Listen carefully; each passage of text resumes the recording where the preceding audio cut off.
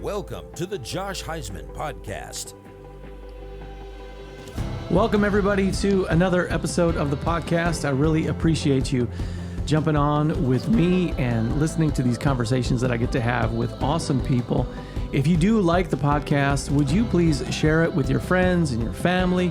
Let people know that we have great faith-based conversations and ministry conversations here at the podcast, and we would love to grow this audience because I really feel that what we're talking about is helpful to people. And today is right in line with being helpful to people, and especially it's helpful to me because I have Mark Gershmehl here, who is a guy who I know him much better than he knows me, or maybe I don't. Maybe that's not true. I know your songwriting. I know your gifts and talents and what you can do as a musician and your talent. So thank you so much for being here. I appreciate you coming on. Oh, it's my honor. This is a great place to be and a great church to be in, and I'm glad to be here. Yeah, I know you don't do these a lot because I did a quick YouTube search to see Mark Gershmehl interviews, and they're few and far between to find them. But every once in a while, you pop your head out there and say, "Hey, here I am." Well, my wife Brynn has a strong right foot, and she sometimes just kicks me out the door. No, I tend to be a bit of a recluse. Honestly, there are different modes for writers. Some people are very gregarious, like my wife, who's a wonderful writer, who's in the group Rachel. She's very, very gifted writer. But she's more of a gregarious person. I tend to live in the hermit kingdom a little bit more. You love the world of technology and studio, right? And just kind of being in that space. Was that right? Well, there's part of that is it comes about. But interestingly enough, so much of what I write anymore, I write while I'm running. Lyrics and music. I love to be out in God's vast, beautiful world. And if you understand a little bit more of him each time, you understand the heart of his creativity, it surely does help yours. Yeah. And so you're not going to be spending too much time on the cell phone or too much time in that. You're just out there enjoying life and saying, hey, that's the way it's going to be. I feel like when I'm on my cell phone too much, I can feel the synapse of my attention span shrinking by the moment. I don't like to be too captivated by my cell phone. It's a risk for all of us, but to me, there are larger things that small cell phones can't necessarily hold. Yeah, definitely. I agree with you. I have an elder at the church here who still has a flip phone. And he's like, I'm never going to anything different. He's like, I don't need text. I don't want to check my email. Yeah. I don't want to do any of that stuff. And so it creates it makes it harder on me to communicate with him. Yeah, well, like, you actually want me to call you? Is that what you're implying here? Well, don't get me wrong. I love cell phones, and I am adrift in technology all day long when I'm working in my studio, and I love that. And so I'm not exactly a Luddite, but I always think of knowledge in two ways. Is you can have that which flows quickly over the surface, and it's your 24-hour cable news or whatever it is, or what it flows over the surface. I look at the BBC app a lot, and because it's more of a world view kind of thing. But then there are other things that are the building blocks of your life, and they tend to not be 15-second videos on Instagram. Right. They tend to be something a little bit deeper and longer. There's more context to it than just that little snippet of time. And I know, having just talked with you, that you're a deep guy, and I think we all have to resist a certain share of that, especially as people of faith, because we can be caught in moments that don't add up to minutes. Yeah, definitely. Yeah. Well, all right. So it is the Christmas season, okay? And so one of the things that I said, hey, I would love to have you come in here because we need to talk about one song in particular.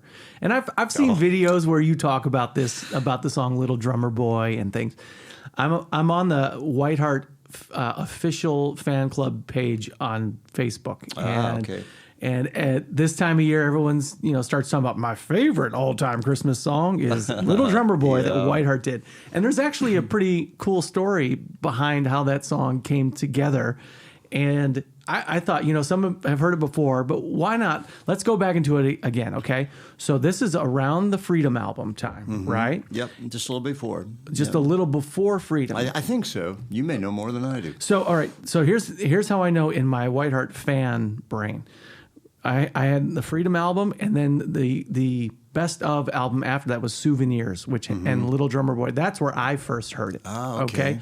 So did you put together the arrangement for that before Freedom? Or what's the process of how this came about? I think it was before Freedom, because actually Sparrow Records, who we were signed to at the time, the Freedom record, which was a wonderful place to be, by the way, they had a Christmas collection they wanted to do, and they had Billy Smiley from our band was going to be producing it, and we were going to be one of the people that had a song on it.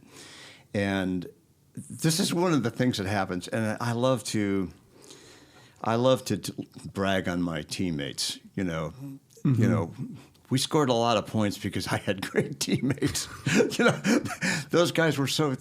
You go down the list of all WhiteHeart members. I'm so grateful and so blessed to have played with. They were all uniquely and marvelously talented.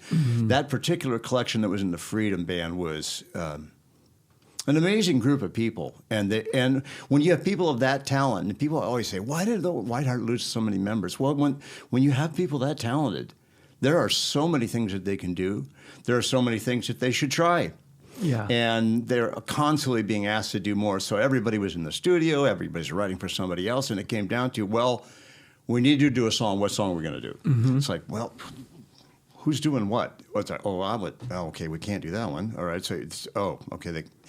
And then it came to I can't even remember. It might have been even Chris McHugh. What about Little Drummer Boy? And it's like, well, that lit up the room. That's a shocker. Like, wow. The drummer brought up Little Drummer Boy. How about that? Who, by the way, what an amazing drummer. Whew, and a deep mind.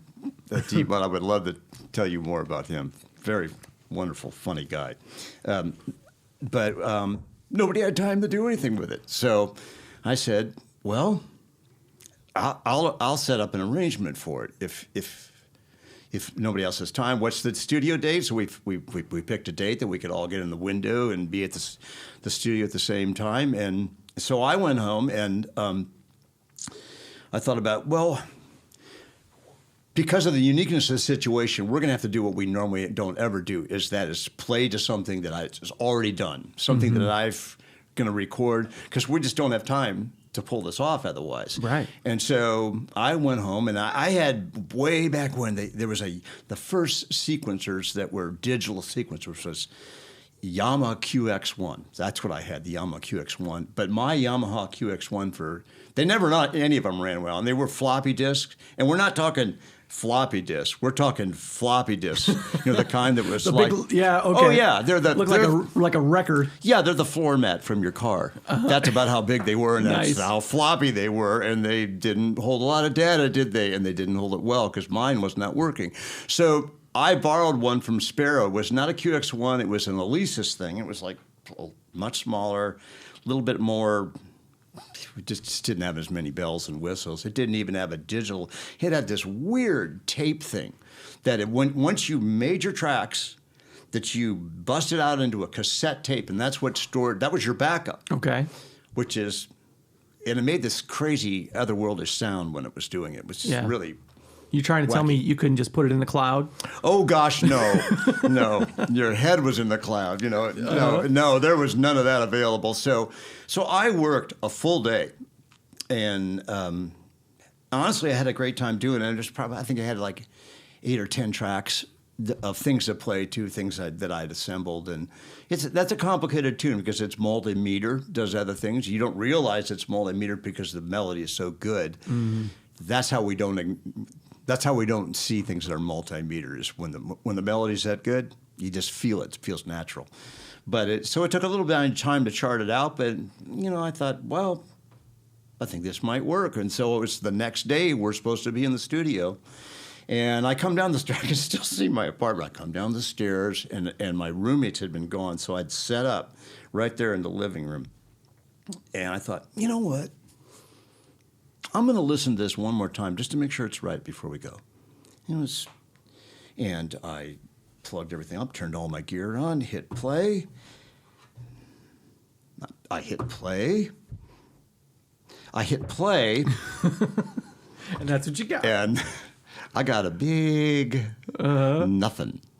And it just turns out that the backup to the tape just didn't work all that well. They had warned me that it wasn't great. Mm-hmm. Well, it wasn't great. And the blood drains out of your face. Oh, gosh. And you... If I'm going to be completely honest, there were tears involved. I mean, because I thought, back in the day, it's hard to understand now when everybody's got their home studio and marvelous possibilities. It wasn't that way. You spent a lot of money to be in a studio with a great engineer. That's just that was the climate of how music was created. Mm-hmm. So you're really responsible to use that time wisely because it's dollars for the record company. That if you're not on time, you're shortening your hours of creativity. Mm-hmm.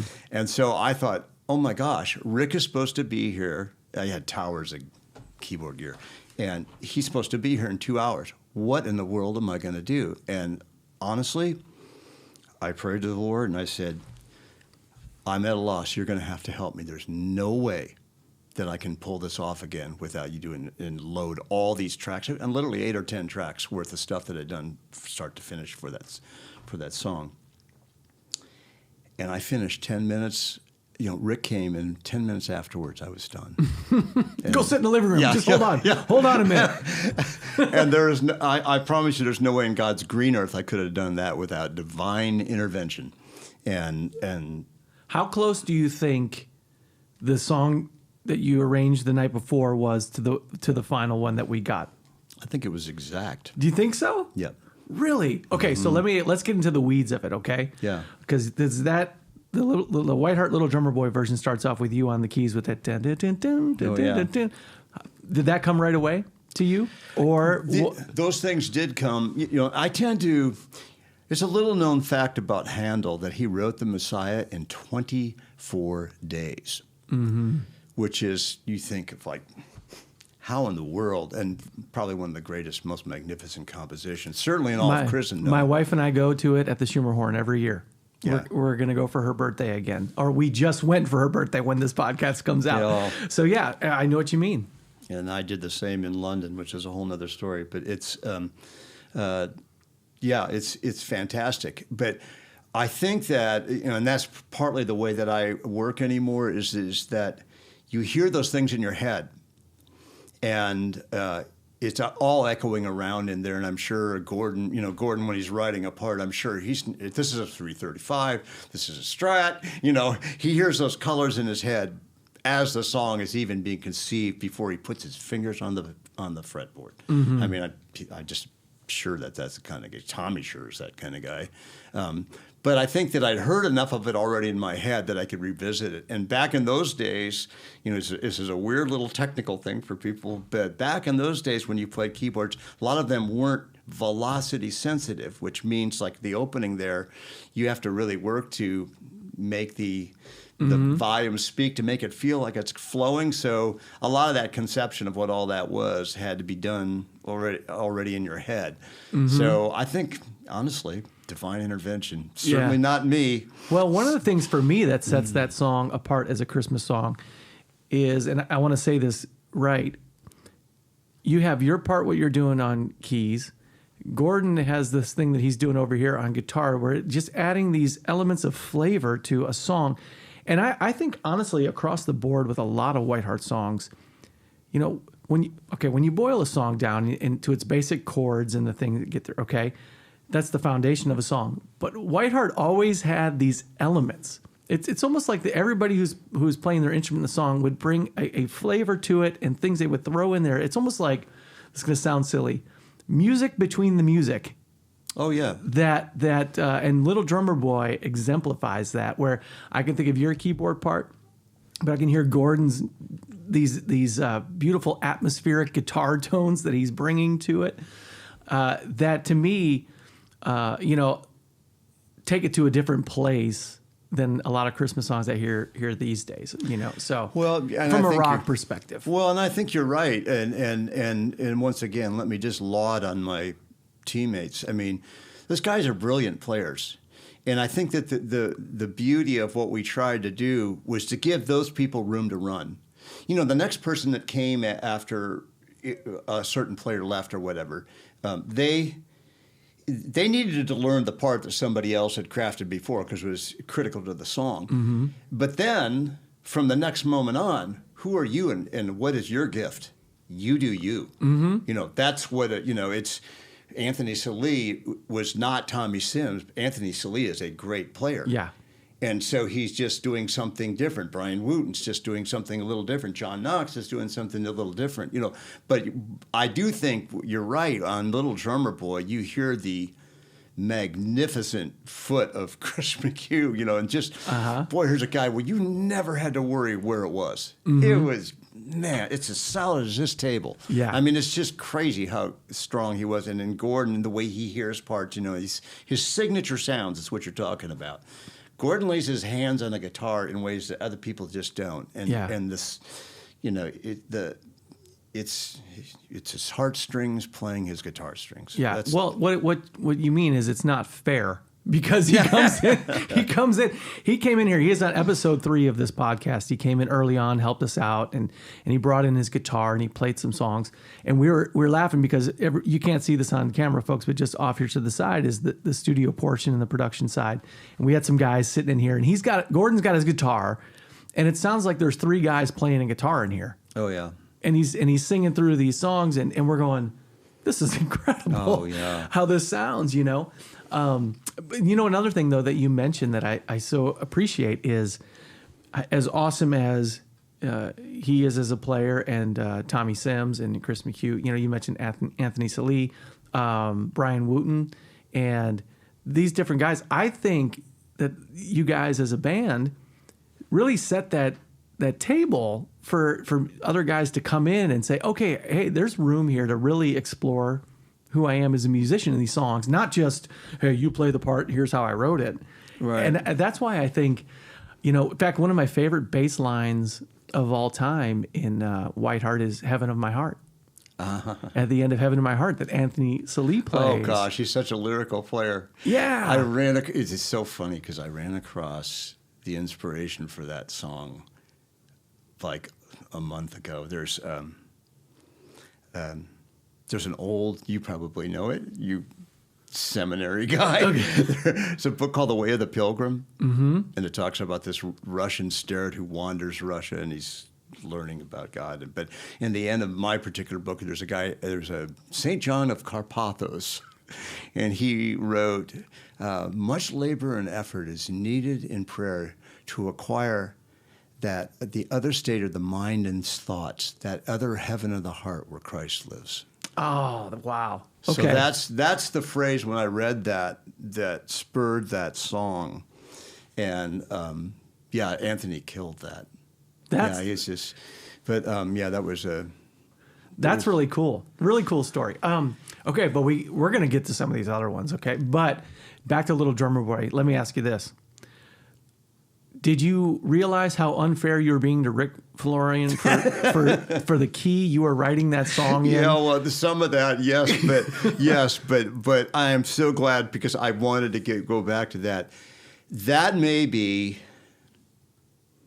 I think it's one of the greatest rock vocals, period, that I've ever heard. Mm-hmm. Period. I mean, and I revere so much of, there's so much great talent in the world, and there's so many great songs and singers, and it's just, you feel a little bit of awe just to even be part of, like, in the band. I'm so grateful to be in the band I was in. But what Rick did in that moment, I mean, it is everything. The tenderness at the start of it, that you feel. It's not a big drummer boy, it's a little drummer boy. Mm-hmm. You feel the innocence. It's beautiful. Oh, gosh. Yeah. Yes, well said. It's absolutely beautiful, and then it goes to this soaring heights, and it's just like you think that microphone was privileged that day to capture that. Mm-hmm. I mean, that was an amazing human performance, and I've told him plenty of times, and there's so many vocals that I love, and Rick is one of the most humble people that you will ever meet on planet Earth, and I think that is one of the things. Other than his talent, that just endeared him to the audience. They sensed that he was one of them, Yeah. There's no head trips with that guy whatsoever. And you're not lying when you say that about his humility in this, and having had a chance to talk to him a few times. He has no understanding of how good he is as a vocalist. He doesn't. And it's funny because even off camera when he was here with the podcast and we're talking about other singers and whatever, he's like, I'm nothing compared. I'm like, Rick, you're better than that guy. What are you talking about? Yeah. And I will say this. I was listening to Andy Chrisman's podcast from For Him, because he does a thing now called 1 Degree of Andy is the name of his podcast. Wow. And he had Rick on. And Andy Chrisman said to him, you were a guy who I looked up to as a singer and what you were doing. And this is to me, my favorite singer in that For Him group is Andy Chrisman. And Rick goes, wow, man, what are you talking about? I'm like, see? You don't get it, man. I mean, you were up there. And you're right, that the Little Drummer Boy, it's beautiful at the beginning. What it reminds me of, go with me on this. You ever listen to someone sing the national anthem, and when they start it, you're like, oh, you started too high. Yeah. You're not gonna be able to hit the high parts. Yeah. When Little Drummer Boy starts, you're like, where's this gonna go? Mm-hmm. Because there's only one place this can go. And not only does it go there, it hits it perfectly how he sings it. Yeah, and to get that presence on the microphone, that the microphone gets all of that, I mean, that's great engineering. We were always blessed to have somebody who took this and put it into that, and then now this becomes your instrument. Mm-hmm. And when they're great, like the ones we had were, the Jeff Baldings, the Richie Biggs of the world, mm-hmm. It's just like, you feel the diaphragm of the microphone. Mm-hmm. It is part of you. And that's when I hear that vocal Rick, it's a seamless transition from his humanness into electricity that got captured by a tape machine. Yeah. Well, it definitely sounds like, as I'm in my head going through when he joined the band with Don't Wait for the Movie, and then Emergency Broadcast came next. If what you're saying is if that Little Drummer Boy came after, it almost sounds maybe he had really then begun to find who he was. Oh, yeah. As opposed to being the guy who comes into a band that's already there. Now he's like, this is me. Well, did you ever hear the story of his audition? No. So it was time for us to have a new lead singer, and he had been setting up my keyboards. Okay. He came from Taylor University. He's another Indiana guy, which I liked, being from Indiana. But he was a stagehand. And the guy we had were from Columbus, Ohio. They were just so fantastic, the sound system people, and they would run the Paul Young "Every Time You Go Away" song. That would be what they tuned the room with. We always those guys tuned the room so that people would get the best listening experience. They'd be playing that song. Rick would walk up to the microphone because he's such a jokester, and he would fake sing, and like he was, oh gosh, maybe a lead singer or something. Mm-hmm. And Billy and I would sit out there together, and we would say to each other back and forth, man, if that guy could only sing, because he's amazing to look at. It's like, well, when we needed a singer, he came in to audition. It's like, you want to do it? Okay, sure. And he came in, and he was really good, but he was about this much short of what, Steve Green set the bar very high. I mean, right. Steve's an enormous talent, and just range-wise, good night. That's what a privilege for writers to have Steve Greens and Rick Florins in your band. That those people are singing your songs, mm-hmm. And carrying the window of light up into the sky. I mean, it's amazing. And I will say this, not to cut you off, but to kind of what you're saying right now, because I've had a few encounters in the studio and just being with different friends. Of course, I would never say anything bad about them, but some guys who struggle with their range. Yeah. And you write a song and you think, but then you can't do it that way because range is an issue. Yeah. So to remove that element from it, just go, I can write whatever creativity is put on my heart, and that guy's gonna be able to sing it, is powerful. Oh, it's amazing. It literally is a great privilege, and so he did well, but we weren't totally convinced that we had him audition a second time, and he came back, and it was like, okay, you've just added 2 more steps to your range, and we're still not sure. There's people from all over the country auditioning, and so we still need to go around. He wanted to audition again, so we auditioned him the 3rd time, and we kind of asked him. I think he was getting a little miffed at that, the 3rd time it was all there and then some, and so we thought, well, let's have a trial concert, and we were up in Wheaton College in Chicago. Is this part of a tour or like a one-off? Oh, it was the start of a tour, but we were basically taking slow steps to getting into a tour at that point in time. And so Rick's family, Rick was born a mile from the Notre Dame campus. He was from Tyner, Indiana, which is just south of South Bend. Yeah. Tiny Tyner. And he lived on a 10-acre little farmish kind of place, which tells a lot of why he was a biology major, tells a lot of what his interests are. But he wasn't sure, nor was his family sure, that he would ever sing with WhiteHeart again. So his parents hired a Greyhound bus and had 60 of their relatives on the bus come to Wheaton College. Sure. And he knocked it out of the park, man. And from that moment on, he knocked it out of the park. I mean, he was always great. I mean, it's just... And once again, he has no idea how good he is. Yeah. Not a clue. Yeah. Well, I would just encourage everybody, a lot of people who are going to be listening to this are familiar with WhiteHeart, are going to be familiar with Little Drummer Boy. But I would encourage people to go back and check out that Christmas song because it's special. It's on the Souvenirs Project. You can stream it basically anywhere these days, So I think why it came on Souvenirs later was because it was on that Sparrow compilation first. So that maybe my chronology is off, but I don't think so. All that to say, though, is I love this season. I love Advent. I love the waiting. But there's something of the crowning of it with the Little Drummer Boy song, that's just the anticipation just expands and explodes. And especially when there's the key change and he goes up like that, you just feel the light pouring in. That's what this season's about. It's about light pouring in. It's a great picture. And I love the fact that whenever, the story of Jesus being born, Mary has the baby there in the stable. He's lying in the manger, and you need a drummer at that moment. That's right. You need a drummer to come into that situation and be a part of it. I love that meme, the GIF that's out there on all that. Yeah, you're right though. This season, Christmas season, I love it as well. Message I did recently on joy, and even talking about the song "Joy to the World" and how that came about. It's based off Psalm 98, which is about singing to the Lord a new song.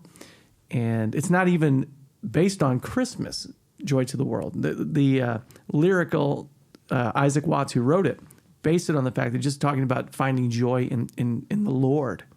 And then when you look at Christmas, joy to the world, because behold, we bring you great news, the tidings of great joy. And that's why I think this season encapsulates that, right? It's a time to realize that, an attribute of God is joy.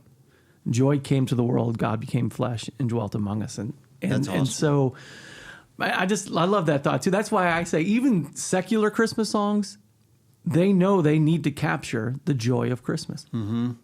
Because even if you're trying to remove Christ from it, which you can't in my heart, you can't escape from the fact that Christ is joy. He's the reason for it all. That's a great insight. I was in Walmart the other day, and every Christmas song on there that has nothing to do with faith is on. You're right. You're totally right. It's a good insight. They're trying to be joyful, and they are, and people can be joyful. People can be joyful apart from faith, but the bottom line is, the reason why is the reason why. And I think we're living in a world that's starved for the reason why. Yeah, and that's why when songs are written, if you wrote a Christmas song that was sad and did not capture that, the detector comes up right away and you go, no, that's not it. That's not it. And we know as believers in Christ why that is. Most people don't, other than we're all created with that desire to know the Lord, whether you pursue him or not. So yeah, that's why I love the season too. And I always talk to the church about just one of the things I love so much is as a church family, how it brings us together. We have more times that we get together. We're more open to having meals together. We, church, whether it's church potlucks or Christmas concerts, whatever it may be, the more time we spend together, I just love that season. Lighting candles and candlelight services and holding the candle up, all that 100%, stuff. 100%. It just fills my heart with joy. you know what's this is just so weird to me as a writer, though I have to say this. Of course, my favorite Luke 1-19 is still the King James to me. It's just the beauty of the language. But there's always something that's always cracked me up in that story. It's just what the English language is with word order. And they came with haste and found Mary and Joseph and the babe lying in a manger.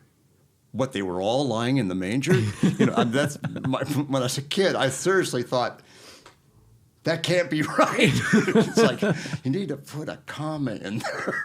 Or maybe, Mark, it was right, and they were laying there. Yes. It was a really big manger. Yes, and just like you and I, when there's a knock at the door, we're like, really? Yeah. Right now? Really? Yeah. They got it at Amazon. It was a large manger. Yes. Oh, man. Yeah. So that's cool. So have you written any other Christmas songs, or have you just kind of done that? Yeah, I have. I'm trying to remember. I mean, Sandy Patty did. I think she did one.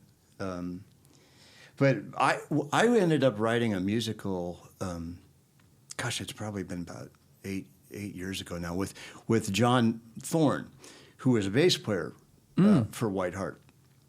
And John had a church up in Michigan and near Flint, and we did a worship seminar up there, Brynn and I, and for his church. And I thought, for one of the nice things that people do, people had never heard their own voice.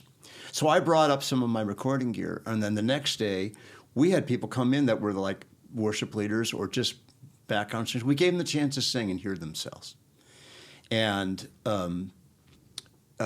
which was really fun. Mm-hmm. It was fun for them. It was fun for me to see their joy. It's like, oh my goodness, that's me. I worked on some stuff and gave them copies of some of those things, and some of that's instructive too. I mean, every time nobody's harder on me than me.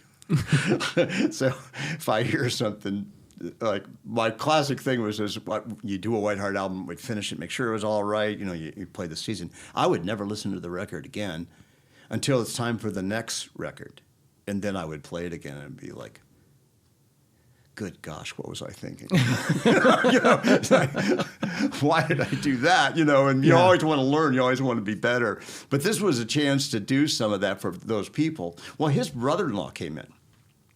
And his brother-in-law played guitar, and he's a talented guy. And so he says to me, he said, do you mind if I just play some of my nylon guitar? I said, I've been working on that. And I said, yeah, let's just turn on the mic. You just roll. Just do whatever you want to do. And so he just starts playing some ideas and stuff that he'd been working on, just free-forming it. And they're little scraps of things he'd done, but he just wanted to hear what they were. Yeah. And so he did that for about 15 minutes, and then we shut it down. And I said, let's roll back here. And it was like the 5th or 6th minute, he was on to something. I said, that is really beautiful. And it was melodic and just gorgeous. And they were all going to go to lunch. He and John and his sister. And I said, do you mind if I stay here? Do you mind if I fiddle with that for a little bit? Mm. And he said, no, go ahead. So they went and got something to eat and came back in 45 minutes. And I had taken what he'd done, added a little bit of music to the bridge, but then written a lyric to it. And it was 45 minutes. And it's a song called Should I Call Him King? But it was Mary in a very earthen kind of way. It's like the angel comes down to her and saying, what, yeah, you're it. You're the one. Mm-hmm. You're gonna bring. And she's got all these questions from should I call him king as the chorus or should I call him son? Yeah. And so it grew, into something called Awaiting a Manual, which Lifeway signed as a musical. But it's basically the history chronicle. It's a chronicle of the history of Israel and the Jewish people, how the idea of a Messiah was birthed in their consciousness all those years, and it was a joy to write. Brynn had a part in some of that too, but it was John's wife came up with the name Awaiting a Manual, and she's a very gifted web designer, and she did a lot of the colors and things associated with it. And John is, just really good at video as well. Some of these people, man. John Thorne is one of these people that if you say, you know what, I'm thinking about doing X, what do you think about that? You will, in the next 10 minutes, get an avalanche of ideas from that guy. I mean, it's stunning how quickly he can come up with creative concepts. And I don't even care if it's music, if it's video, if it's setting a stage, if it's, all that stuff. In 10 minutes, he will just throw it out there. Yeah. I mean, it's an amazing gift. It's a testament. Well, I've never met him before, but I do know the importance of surrounding yourself with people like that, right? Yeah. Because you can surround yourself with some people who you throw out an idea and they just slap it down. Yeah. It's not going to work, whatever. But when you have someone who can take an idea and go, here's all the ways. Yeah. It's such a. It's like pouring gasoline on fire. It's just an awesome thing to have, for sure. So, well, speaking of like writing, and we were talking a little bit about this before we even got in here. You've written so many songs, and you've had so many things, And as an artist, I know you're always creating new things, right? Mm-hmm. How do you find the balance between? Listen, I knew you through your WhiteHeart writing and the stuff you did there, right? Mm-hmm. So I have a fondness in my heart for these songs that there's all these songs that are just sitting there that I'm like, man, I loved them. I'd love to hear you play them more or play them again or whatever. But then you're still writing new things. Right. So how do you look at that when you have some writers call them their children, but how do you view that? That's an interesting question. There was a sculptor named Alberto Giacometti. If you go to the Art Institute of Chicago, they have a lot of his things. In Basel, Switzerland, I think they have a few more. Different art museums. We used to play concerts in Europe or whatever, but there are other times I would just go there and I'd get your rail pass for a month and just ride the trains and go to art museums and hike in the mountains and just take it all in. And Alberto Giacometti was a guy who made his statues thinner and thinner and thinner. They're called the Thin Mans, a lot of them, and you'll see them that they'll be striding, especially the ones in Chicago. But he was never satisfied, and he destroyed much of his own work, which is really, really sad because I think that you accumulate, knowledge, but it's all a part of your history. We get better, we get different. Well, life works on you, it changes you. The writing gets different as a result. There are some things I've written that I would like to clean and burn. Or as my old trombone teacher used to say, yeah, take that up an octave and leave it out. Or else he was a jokester. He would say, well, your tone's bad today, but your pitch is worse. It was like, as just to break the shell. It's like, well, sometimes you feel like that. It was like, oh, gosh, I could have written that better than I did. But I think that there is some of that stuff that I listen back to and I think, like, as I was saying, it almost startles you where you're just like, did I write that? I guess I did. And sometimes that feels really good. You want to honor it. And like I always, there are so many people in those. There's so many people that cause those songs. There are a lot of different approaches to writing. People can write just for the pure joy and fun of it, which is a wonderful reason to write. And there's the other kind sometimes where what I describe as you literally pull them burning out of your body. I believe I used to get people that were secular writers at newspapers that would interview us when we would come to town and say, don't you find it, really confining to write in Christian music? And I said, if you believe that God is the Lord of the universe and he's the Lord of your life, what can't you write about? And I think that some of the time that WhiteHeart inhabited the Christian music space was the freest time of all. I have a friend, Dwight Lyles, who wrote a lot of things for other people. Dwight's a remarkable writer. And he said, I think we lived in a golden age in a lot of ways of Christian music because there was no reason you couldn't write some of that stuff. And our band was never a band that said, you know what, this artist is really successful. We should do a song like that, or we should copy that, or whatever. You know, not a hint of that anywhere. It was always exploration. And I feel that instinctively still to this day. It is a remarkable tool to work out your faith with fear and trembling. You know, it says in, you know, for God is at work in you. Well, he's at work in songs. And if people come up to you, as they so often did, and honestly, for WhiteHeart, the richest time was the hardest time, was when the concert is over, you've poured out your guts, and you go out to sign autographs, which is great. I'm still can't believe people would want, as badly as I write too. Still remember my mom in third grade. It was the only C I ever got. It was like, what is this? Yes. That would Chicken scratch. Well, that was handwriting. I got a C in handwriting, so and it remains to this day. but all that to say is there were people that would be waiting there, and you could just catch it in their eye. And you knew that you just needed some patience. And I think listening is one of the greatest Christian gifts that we can all give each other. Well, especially with the songs that you are writing, that, it's interesting when like, even for me, for meeting you a few years ago, you wrote so many songs that had a role in me when I was growing up and listening to the music and things. And there's a bond that happens between a listener and a songwriter that the songwriter doesn't have as much because you don't know what's going on inside of me, but you wrote something that knew what was going on inside of me. So when you meet, you want to go, you understand how I feel. Okay. How many times the song about forgiveness on Don't Wait for the Movie, where everyone knows what it feels like to be hurt by someone, and to try to find forgiveness for someone, and to what that feels like and the pain that comes from that, and asking that question from Scripture: how many times am I supposed to forgive?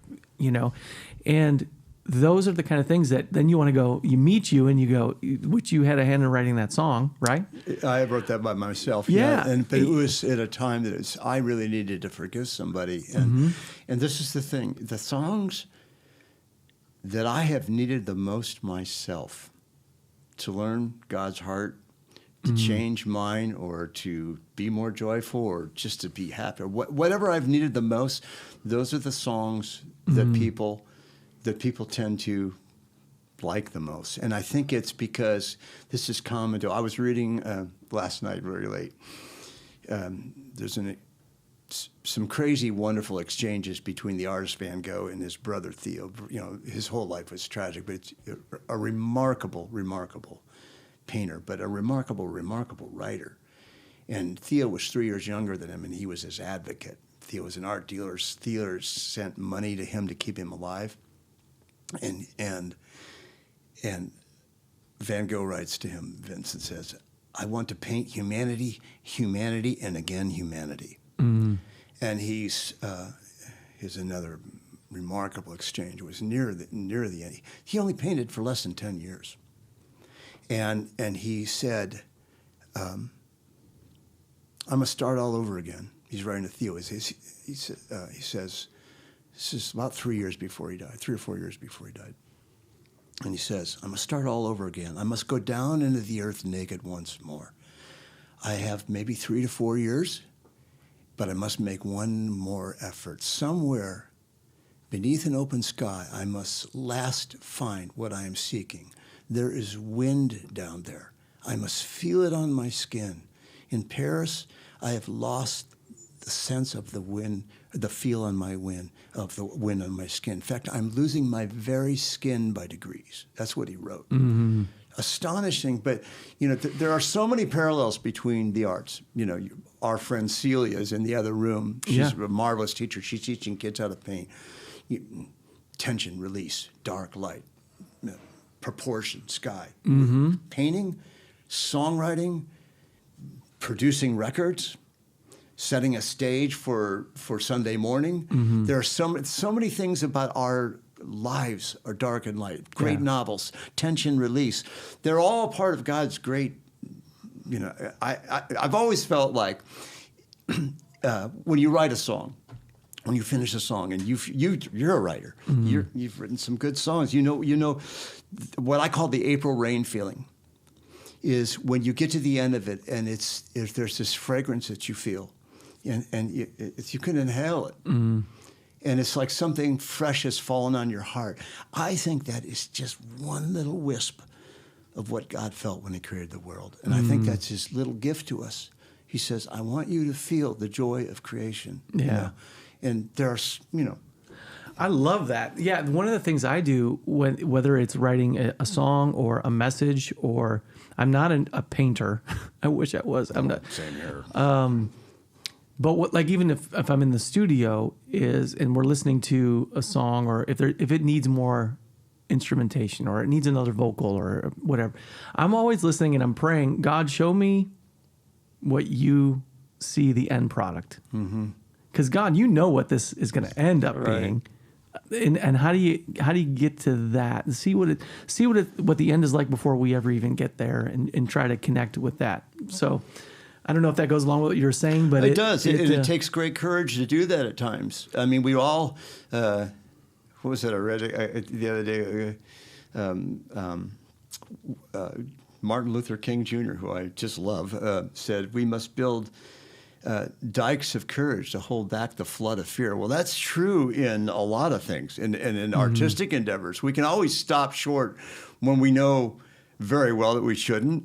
Or, there's a song that Brynn and I did on our Soulbreather, one of our Soulbreather records, and it was called Man. It was just, all it was is talking about, all the things. If you look back in your life, there have been so many magical moments. You could probably spend 20 hours on your podcast talking about magical moments in your life if you just, spent the time to talk, think about them and have them float back to the surface of your consciousness. The writer Rilke talks about memory. When you're stuck, go to your memories, because you've got it. The world is there. Mm-hmm. But if you just re-enter that world, and let those things float to the surface. Yeah, I love it. What'd you say the song was called? Manna? Yeah, and so I wrote that. And it just talks about, and the first line is, "I'm closing my eyes so I can see." Mm-hmm. And because sometimes we just need to reflect and go to those places. Well, I wrote that song. Mm-hmm. And then I wrote that song, and then Brynn almost killed me. And then I wrote that song, and Brynn made me sleep outside. But then I wrote that song again. Mm. And on the fourth time, it was finally right, because I knew the idea was better than what I had written. Yeah, that's awesome. And they're all completely different songs. Every one of them was completely different, but it took that. Now I'm happy with it. But it's that restless quest sometimes to state what the feeling is. Yeah. And you honor God, you honor yourself, you honor the quest. Yeah. And hopefully you honor your listeners, because to me, what you described earlier is the greatest privilege for any. Why in the world do any of us think that anybody should listen to anything we do? I mean, there's a part of that you always go through. It's like, why does anybody need to listen to this? But then you finally just lay that aside and say, this is why you're supposed to do it. You paint the painting. It's why you do this. It's why you build the cabinet. It's why you make the meal. It's why you do it, because you have a gift, and you're supposed to do that. But for those of us who have made music, the greatest privilege is to know, especially in the days of CDs and now just MP3s, is somebody's going down the freeway, and it's Friday night, and they're just closing off the best or worst week of their life. Mm-hmm. And they slide you into or they hit their MP3 player, and you have the privilege of sitting in the front seat with them. Mm-hmm. I do not take that lightly. Yeah. And there are so many, going into your writing past, so many songs that I've thought of whether it be WhiteHeart or other CCM groups from the 80s, 90s, that the lyrics, the music, this stuff is so timeless that I've like thought I want to do a Kickstarter and like do a covers album of those songs, kind of bring them into this current. You guys wouldn't do that because you love it. You did it the way you did. You had the engineers and you had the producers. All that stuff was great in the way it was. But for me, I want to go, hey, listen, people do covers of bands that influence them. Oh yeah. And the music's so powerful and so relevant. So many songs that are relevant to what people are experiencing today, and a lot of times I wish bands like WhiteHeart could be reintroduced to a whole new audience, and because the stuff you were writing was so awesome. So I appreciate it. No, you're so very much. kind. Yeah. Once again, it's just writers like Gordon Kennedy, who's just like cheapers, he's a riff machine, or Tommy Sims, it's just like the song Kingdom Come which Let the Kingdom Come I wrote by myself, but then when we went to go in the studio and then Tommy plays that bass part in the front of it, and it's like, well, that just changed this song forever. And so I actually gave him writer's credit on it because it was just that powerful. It's such a structure point to the song. It's that was writing, whether and that's where just uniquely when people can bring their gifts in. And you were so right about that. Was one of the things. This is your world. This is the guitar world. This is the bass world. This is the drum world. Vocal world. We all kind of shared in, but you carved up those spaces in a unique way, and you just say, "What if?" I mean, you try stuff that doesn't make any sense. But then you break through and see that, it really did make sense. It's just. So did that happen a lot? So if you wrote a lot of those songs, and maybe it'd be kind of fun to just real quick jump into some of these WhiteHeart songs, because you made me think of, so in the Powerhouse album, like the title track Powerhouse that has that opening guitar lick, right? Yeah. Did you write that song? And does Brian Wooten come in and say, "Hey, I've got this"? That on Powerhouse, that actually that was big rocking guitar opener. That was an amalgamation of some of what Brian had, and what even a weirder thing is his heart was always in it. Was two different riffs put together and shortened. I mean, things like that happened. But Powerhouse, that's just. Brian Wooten, man, when he auditioned, I just, I walked into we had a big rehearsal area, and so he didn't know him from Adam, never met him before. Had people from everywhere coming in, and so he comes in, and he's setting up, and I walk in and I hear the first time he hit a power chord, and it was like, oh my, that sound, his sound, you think about, you look at his fingers, you think, how do you get that massive sound with those long, same thing with Mark Hill, the bass player, who's just a crazy great bass player who played on Redemption. He's got these little thin fingers. Amazing, amazing, amazing musician, let alone player. But Brian just has this massive sound. So when you hear Powerhouse, it's just like, there's hardly enough microphones to capture what it was live like. And it was that night after night after night. He just had a fantastic sound. Yeah. Definitely a huge sound on that. So, all right, how about this? Let me throw out some WhiteHeart things to you. Okay, and you're not allowed to say freedom.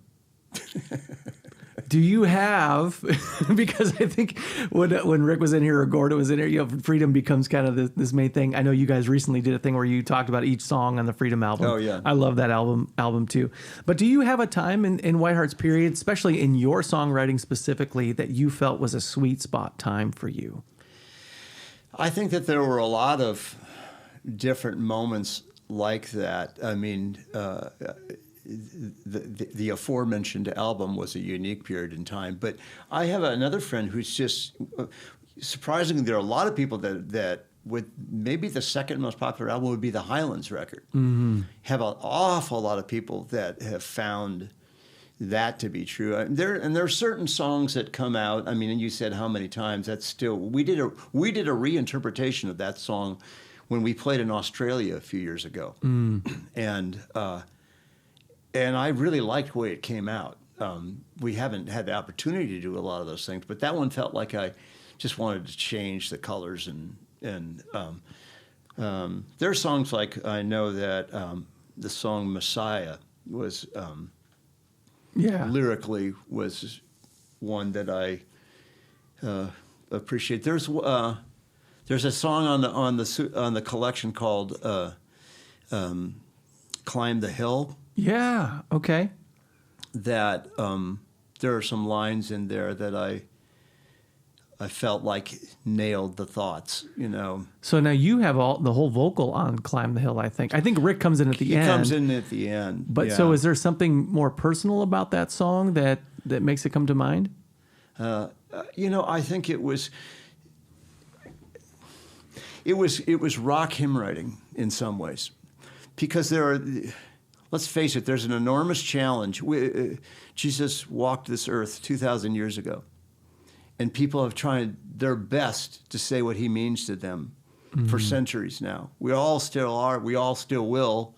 There are worship songs because he needs to be adored and worshipped, and he will always need that. And something happens. This is something I feel in our civilization, in our society, and specifically even more so in America. We have lost our sense of awe. Mm-hmm. We are awed by our cell phones. We are awed by the internet. We ditch sites in 5 seconds to 10 seconds or less. That's the speed with which we do things. We move on. We are moved by. I'm moved by Patrick Mahomes. He's a great player. I mean, we've watched amazing people do amazing things in all kinds of contexts, but we've lost our sense of awe at ourselves. The fact that I just moved my hand and touched that microphone. How in all of creation did I do that? Mm-hmm. How did I have the help to do that? I mean, that's just amazing. You do that without, I picked that up. How did I do that? Mm-hmm. You are amazing. You write songs. You're amazing. You preach on Sunday morning. You care for people. You're amazing. And partly that is, to me, is I went down this trail a few years ago, and it's where Soulbreather became the band that Brynn and I have. The Lord God breathed in, formed man of the dust of the ground, breathed in his nostrils the breath of life, and he became a living thing for what? Why are you here? And I've researched this. Mm-hmm. I've gone online. I have this census thing, the U.S. government, and you go to the site, and it has a barrel that's rolling, and it's not the U.S. population; it's the world population. It's just rolling, 7 billion and more, and up and up and up, and just watching it climbs. And there is not a single person that has the same DNA. Mm-hmm. And I thought, well, it's got to be, identical twins. They have the same DNA. Well, long story short, there are some brothers that got involved with crime and in a couple situations, and there was a lab in I think either Switzerland or Germany that got to the far end of the genome trail. Mm-hmm. Guess what? There's some different things. All that to say is there isn't anybody on the planet like Josh Huisman. Not a single person. So you have what you have to do. It's now your privilege and responsibility to breathe the breath that was breathed into you, to breathe it into the world and make it a better place. Amen. So that's where I say is all of us, every single one, every person that listens to this podcast, there's something unique, beautiful, special. You may not write songs, but maybe we write songs that encourage you to paint or to be the very best mother you can be, which is of the highest of things that people could do. Or if you're a power businesswoman and you're traveling the world and you're giving products to people in third world nations, whatever you're doing, it's all important. The little gestures of love that each of us have a chance and opportunity to do every day to make a world a better place, they all matter. Mm-hmm.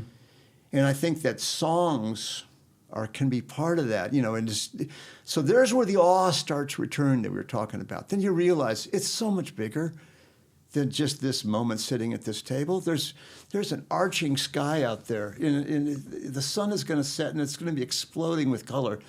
And the God of the universe is painting it yet again, painting it yet again.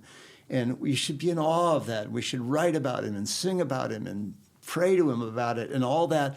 And guess what? If we have that sense of awe on the inside of us, it's going to flow to the outside of us. And the world will be a different place.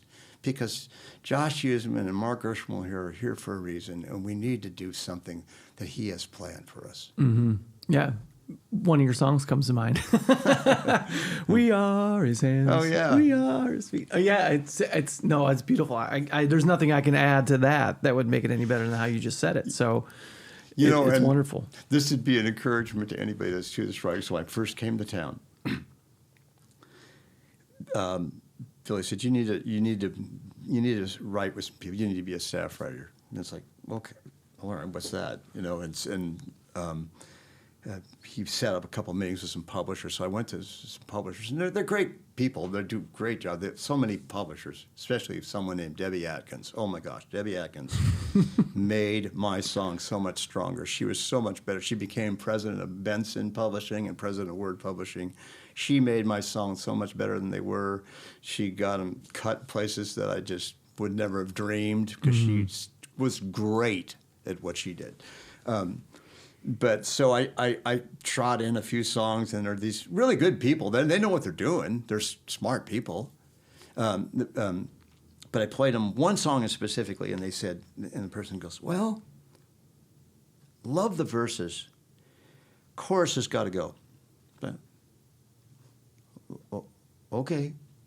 I'm open. What do I know? Mm-hmm. And so the next place I go, get to the end, same song.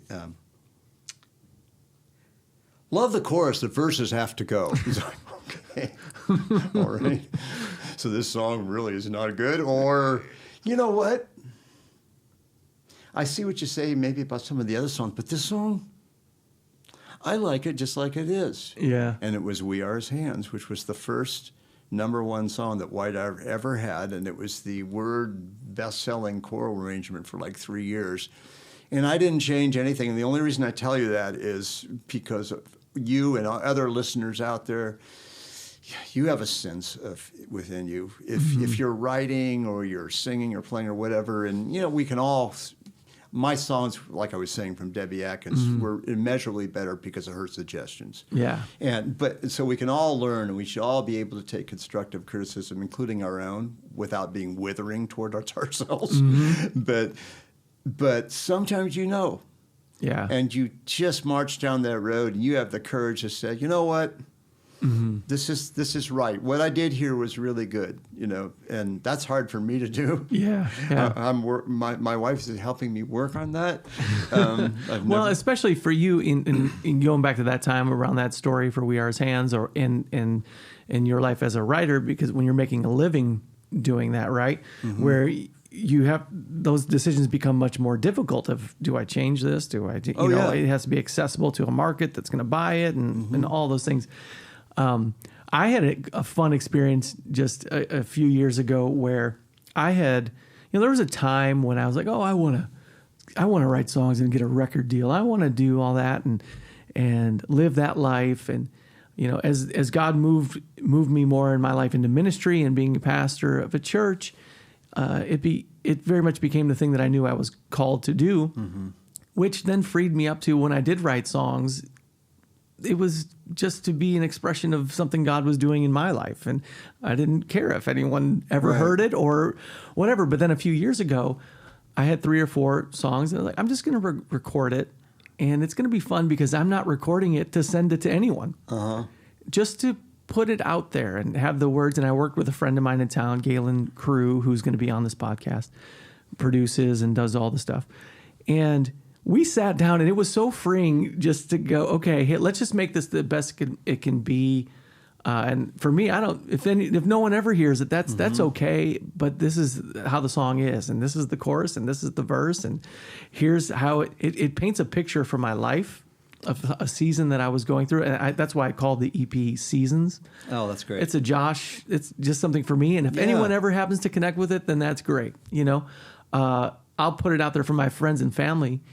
But it really came about because my father-in-law had suddenly passed away.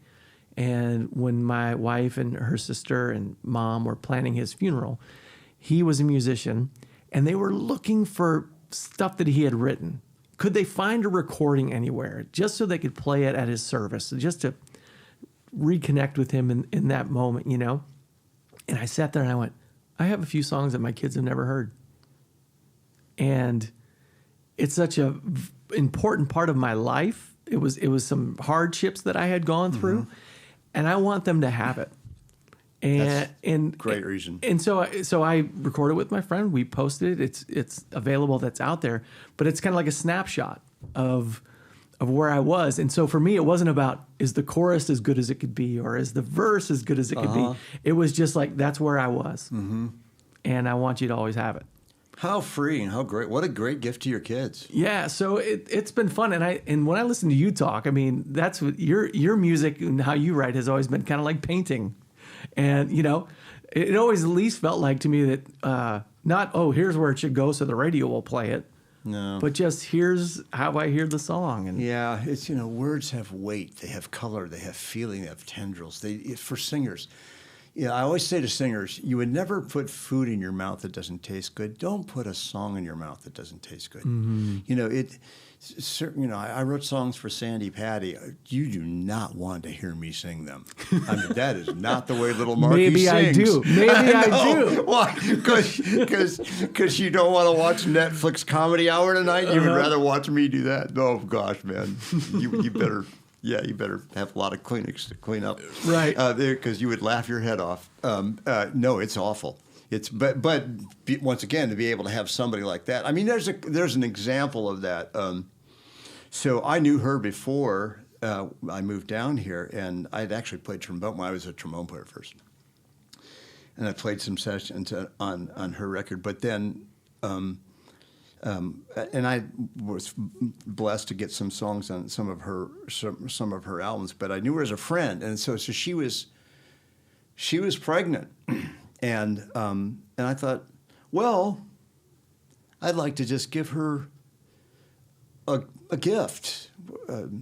What could I do? And I thought, well, I'd like to write her a song, and so I thought, and here I was writing for Benson at the time. And they had a building downtown on 19th Avenue. It was right near Baptist Hospital. You could never do this post 9/11. You could never do any part of this now. Nor should you try. No. Whatever you're about to say. Do not, kids all over, do not do this.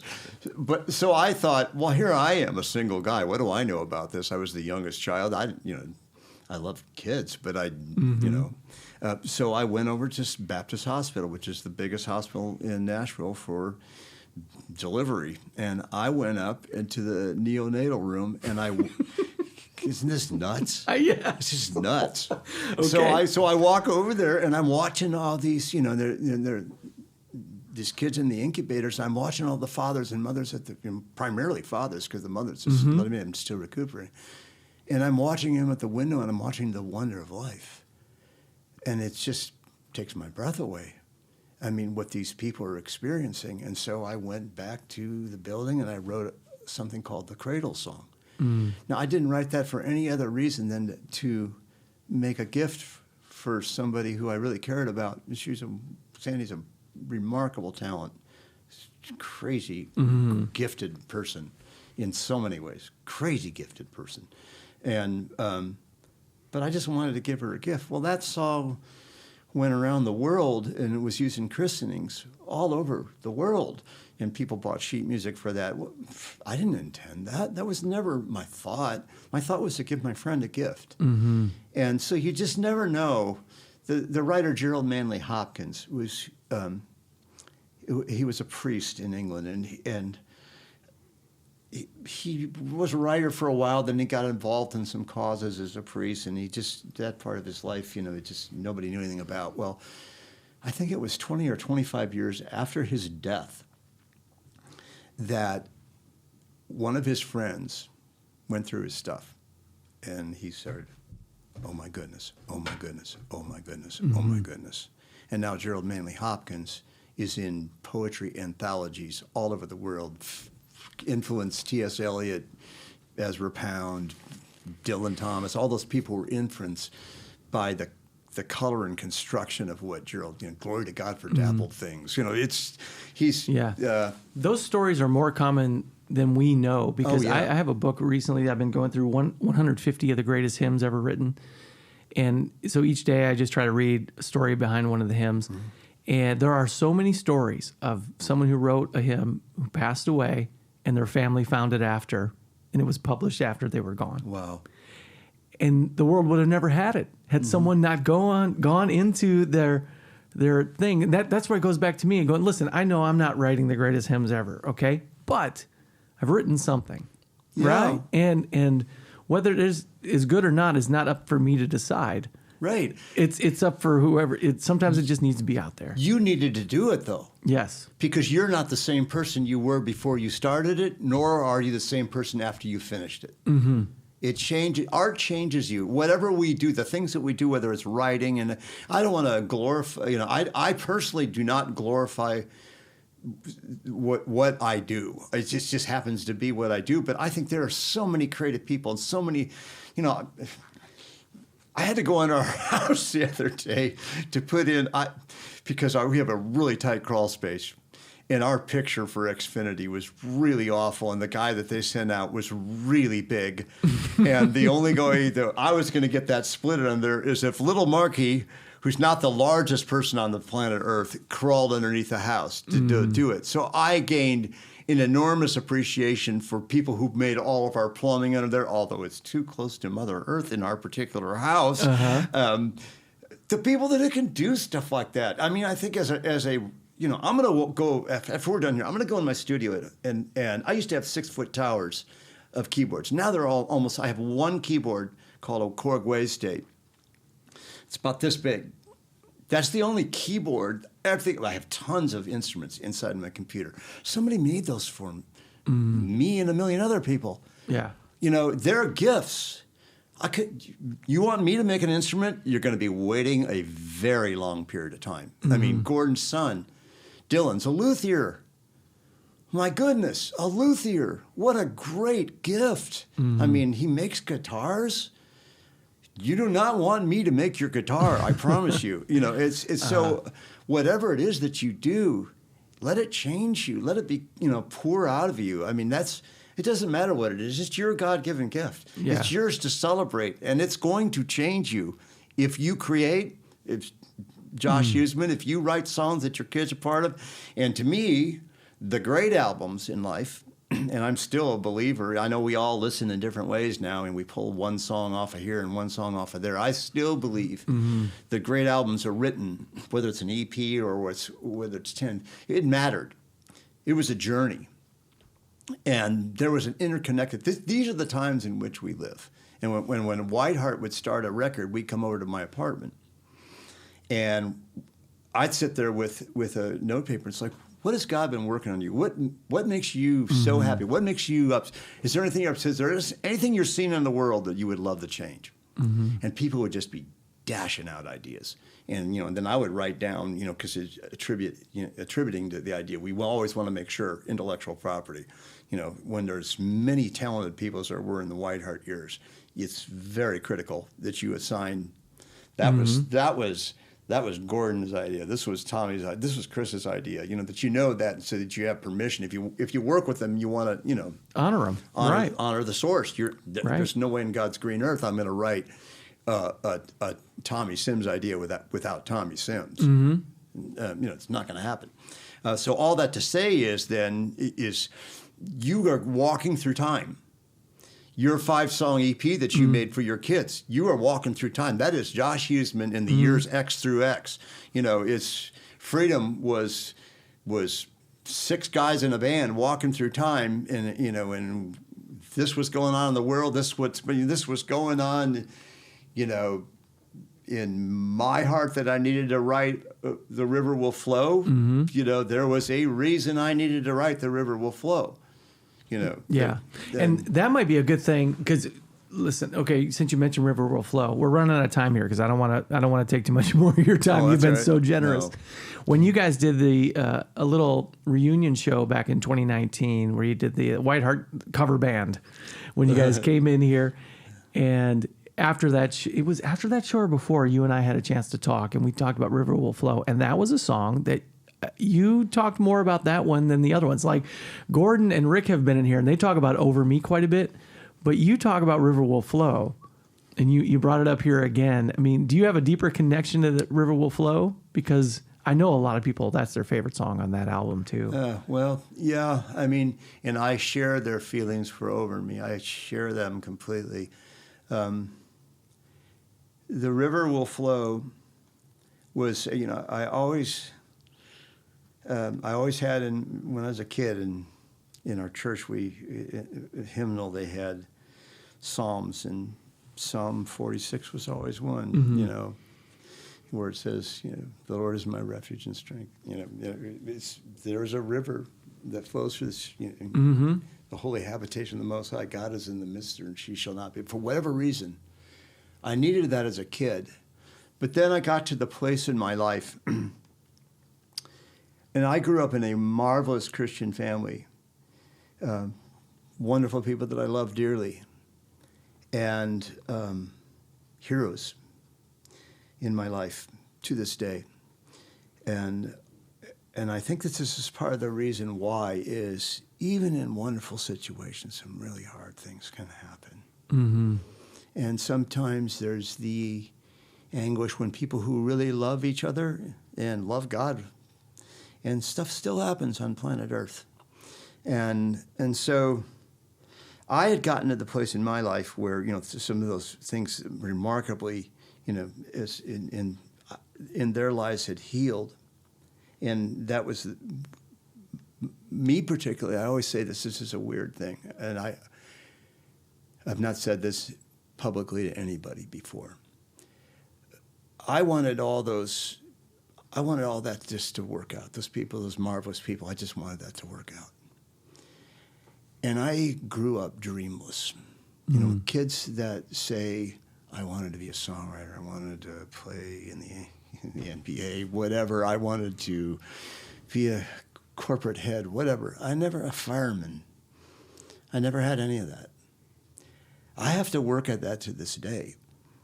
And I would encourage people to have those dreams. I think you need dreams. I just watched Jim Valvano talk again before he died for the V cancer thing. And He said, you got to have a dream.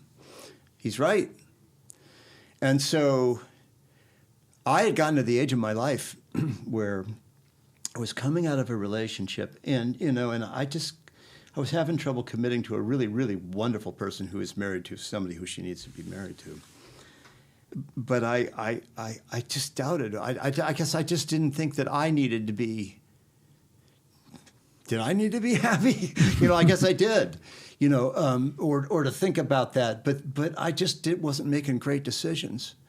And I thought to myself, I was in a room by myself, and I thought, well, there doesn't appear to be anybody else in this room causing you to make the currently bad decisions that you're making. It's whatever has come before and whatever will come after is largely on you at this point. But there, there's a stream which makes glad the sea. It's good. And I'll tell you, just so you know, I'll give you a little thing. I ripped you off lyrically because then one of the songs I wrote in the EP that I did from Seasons, the song that was the most personal for me was a song called Let It Fall, which was it's basically about letting the things in the past that are hurtful fall off your shoulders and understanding that life is sometimes hard. Okay. Mm-hmm. And hold on, I'm going to put this on because so the first line of the song, life is a river, always in motion. We don't know what lies around the bend. It's my way of taking WhiteHeart's River Will Flow, the river will flow, and saying that, life is this thing that things happen. Sometimes we don't understand it. We're not able to stop it. We're not, whatever it may be. But when we come across these things, and it was, when I think of River Will Flow, it was just an inspiration to me, and I was like, how could I put a little twist on those words just to have it make sense? You know, I didn't give you a songwriting credit though. Well, no, but we all build upon, and you know, we all have ancestors, you know, and we all have musical influences, and we are an amalgam of those many. You know, Gordon has a magnificent song called Mosaic. It's one of the best songs I've ever heard, period, that talks about how, you know, there are all these pictures in our lives. But yeah, for me then it was that reminder, you know, there is the river flowing within all of us. Yeah. You know, and there's a guy named Richard Rolle, old English mystic, that talks about soul, stop loving this world, melt into the love of Christ. You know, and it's just when you enter into that place, and he ends up saying, he says, my soul longs from you, it cries out to you from a long way off. It burns in you, it yearns in your love, and I love you. Everlasting love, you have overcome me. Everlasting beauty, you have wounded my heart. You're a poet. You just, even the way you say it, you know, I love it. But it's just that. It's that experience. It's beautiful. All right, listen, I've taken up way too much of your time, all right? And this has been fun. You have been so generous. No. Well, listen, if you want to come and do part 2, 3, 4, 5, and 6, that's right. I could talk about WhiteHeart for days. All right, so but I'm gonna end this. First off, you know, I had thought about what are some things I could put you on the spot and say, okay, favorite songs from each album, all these things. But I could say, where did Raging on the Moon come from? But I can tell you that. Which is probably my favorite. That or Unchained is my favorite on Tales of Wonder. But my first introduction to WhiteHeart in a live setting was on the Powerhouse tour. Okay, so before you talk though, I'm gonna just go ahead and I'm gonna play this right here, and you gotta tell me where did this come from?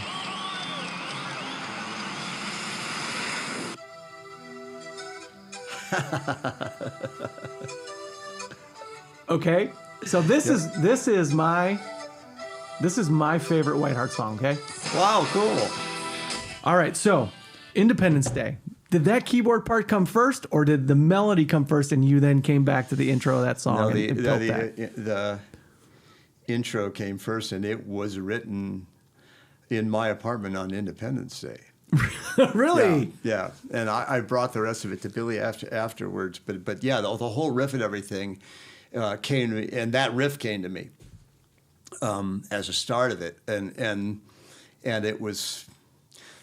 Freedom is a large word, isn't it? And there's freedom in this country, but the freedom in Christ dwarfs it, you know. And so, and anyway, yeah, that the riff came up, and I got onto that was played on a Roland D50, and I tweaked on the sound, and I got it, and then the next thing I know, I picked up a guitar, and it's just a real simple part.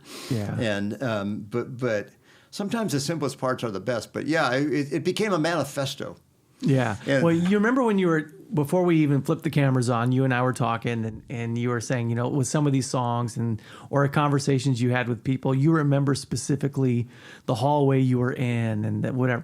For me, when I think of your band, I saw that show at Wheaton College. Oh. Independence Day was the first song that you all sang. And when that was the first cassette I ever bought with my own money. Wow. That was when you guys walked on stage with that big long intro that happens there, and that big build up. Back in the days when the sound system were huge stacks of speakers that the bigger they were, the better. Yeah, that's right. That and you came out, and what I'll never forget was that the lights came on when that big, you know, and then you play that keyboard thing. I remember you center stage. I remember Rick smiling. I remember the whole thing. Isn't it weird? Yeah. How it's funny when Forrest comes, you don't know what does he say? Something about it. You know, it's strange what a young man recollects. Yeah. Okay, that's for me. You know, so that's why I was like, I'm playing this for you right here because I remember that, and so thank you. I'm very honored by that. Yeah, it's just and you know this as a writer. It's just when somebody else is blessed by what you do, it's so humbling. I mean, it's really humbling to me. You know, Isaiah I read again the other day was, you know, This is the man to whom I look. He who is humble and contrite in heart and trembles at my word. It's trembling being a good word because it's not a fearful thing. It's just the magnificence of it. And boy, as a writer, if we can keep that in our minds, and as servants of each other, if we can keep that in our minds, the world is going to look very different. Well, and as a follower, a believer in Christ, what I believe, like for me in that moment, what I share with you, you were just the conduit. God's the one who was stamping it, right? God, like we don't know what are the things that are going to stick and what are the things God's going to go, that's it. That's what I want you to remember. And then that's what I want you to remember. And then what we do with that moving forward, because like for you, it was part of a tour. You're playing, of course it's special, and I know all that, right? But it's seemingly insignificant to you that you didn't know that there was someone out there that you might have thought, well, maybe, but you don't get to hear all the stories. But then when you do, you go, oh my goodness, God was always at work. Yeah, and I think that we still get people that write to us and tell us what happened, how their life changed, how they met their wife, how they got ready to meet their wife as a result of a song or whatever, and just, Scott Bernard, who played with us here at this church, he has a daughter named Gabriella. Well, so does my cousin Jeremy, who named it after your song. Well, and that was, that was a rainy Saturday morning song where I was just sitting, I was thinking about the women who had been in my life, friends, but people I dated or whatever, and just what remarkable people they were. And I felt like, I thought, well, they're like angels of mercy to me. And I just took the name Gabriel and added an A, the angel Gabriel. And they were like angels to me. They gave so much meaning to my life, and people still, Yeah, I love it. I love it. All right, I'm going to bring this to a close and say thank you for coming here. I could honestly talk for a long time about how much you've inspired me and the things that you have done. So thank you for coming here and being a part of it. I'm also glad you mentioned the trombone thing because we didn't even talk about God Made Convertibles. The only song we ever played brass on. Billy and I were both brass players. I'm telling you, man. I remember that as well. So anyway, thank you to Mark Gershmehl for being a part of this. I appreciate it. And, keep on writing. If you ever want to play some WhiteHeart songs or whatever, again, come here to New Hope, play some WhiteHeart songs. Well, that would be fun. Or play some Mark Gershmehl and Brynn, some Soulbreather songs. In fact, you can find Mark and Brynn at Soulbreather on Instagram. So just go check them out there. And Soulbreather.com, too. Soulbreather.com. Yeah. And please go. They got plenty of music still coming out and lots of great things. So thank you so much for being a part of this. Honored. I'm very honored to be part of it. Oh, man, it was great. Hey, if you enjoyed this podcast, I know you WhiteHeart fans have definitely enjoyed this podcast, and Soulbreather fans. Share it with your friends and your family. And we have new episodes coming every week. Want to wish you a Merry Christmas. If you need to have one, go ahead, and we'll be here again with a new show next week. So bye-bye, everybody.